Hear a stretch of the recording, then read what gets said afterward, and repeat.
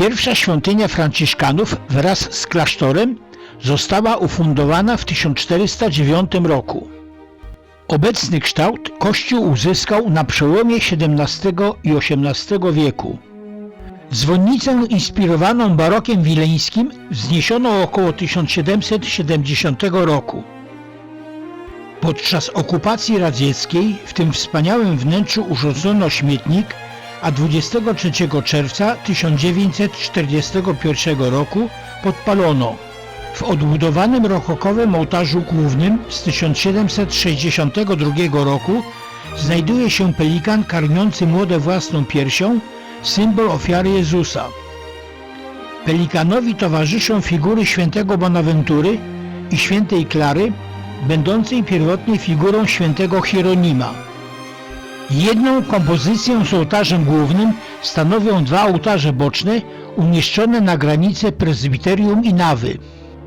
W lewym ołtarzu obraz z wizerunkiem świętego Antoniego Padewskiego nakryty złoconą koszulką, w prawym święty Franciszek z Asyżu. Zwieńczenia wszystkich trzech ołtarzy posiadają bogatą dekorację rzeźbiarską. Ołtarz świętego Franciszka zwieńczony jest okiem opatrzności.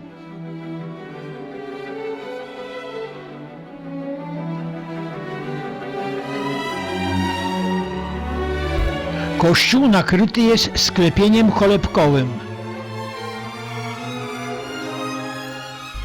W prawej bocznej nawie ołtarz z 1780 roku z monogramem Maryi i obrazem świętej Anny. W lewej bocznej nawie pozostałości po barokowym ołtarzu z wizerunkiem świętego Maksymiliana Kolbego z 1980 roku. Tak mniej więcej wyglądało wnętrze kościoła, gdy przystąpiono do jego rewitalizacji.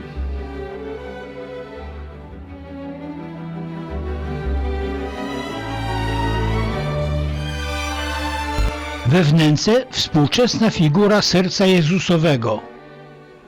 Na ścianach bocznych naw znajduje się droga krzyżowa, której autorem był ludowy artysta Lucjan Boruta.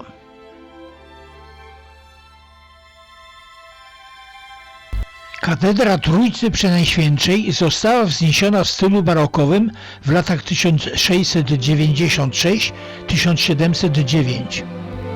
Kościół jest trójnawową bazyliką zbudowaną z cegły na rzucie prostokąta. Korpus ma 4 przęsła i prezbiterium zamknięte półkoliście. Wolnostojącą dzwonnicę zbudowano w 1885 roku. Do wejścia prowadzą schody, pod nimi znajduje się zejście do krypt.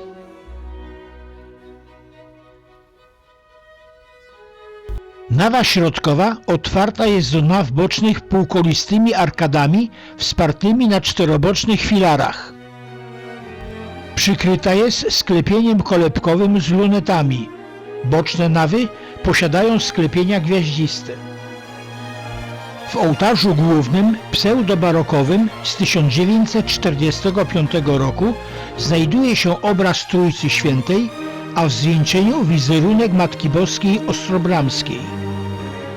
Ołtarz flankowany jest kolumnami, pomiędzy którymi stoją posągi świętego Pawła z mieczem i Jana Ewangelisty z kielichem.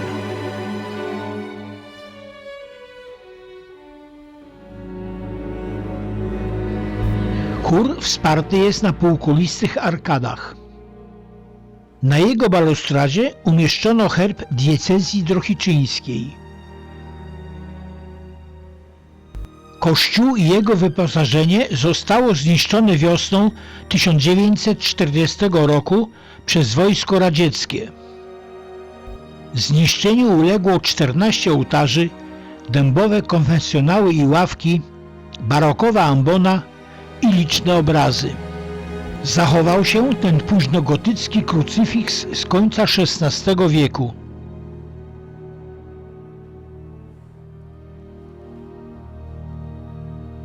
W posadzkę wmontowano 3 mosiężne tablice. W środkowej napis po łacinie: Jestem zmartwychwstaniem i życiem. 3 zabytkowe obrazy: święty Juda Tadeusz Apostoł z około 1725 roku, święty Kazimierz Królewicz z początków XVIII wieku oraz obraz manierystyczny Zwiastowanie Pańskie, początek XVII wieku. Schodzimy do podziemi, to ich korytarz główny. W podziemiach chowano dawniej wojewodów i kasztelanów podlaskich. W kryptach pochowani są m.in. Wiktoryn Kuczyński, kasztelan podlaski i jego żona Aniela z Hondzyńskich, biskup podlaski Kazimierz Bukraba, wikariusz generalny diecezji pińskiej Jan Wasilewski i biskup drohiczyński Władysław Jędruszuk.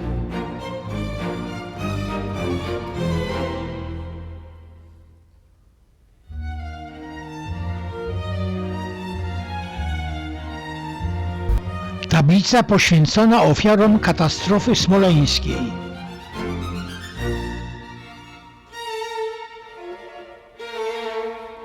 Tablica upamiętniająca ponad 100 000 ofiar mordu dokonanego w Ponarach przez Niemców i kolaborujących formacji litewskich w latach 1941-44.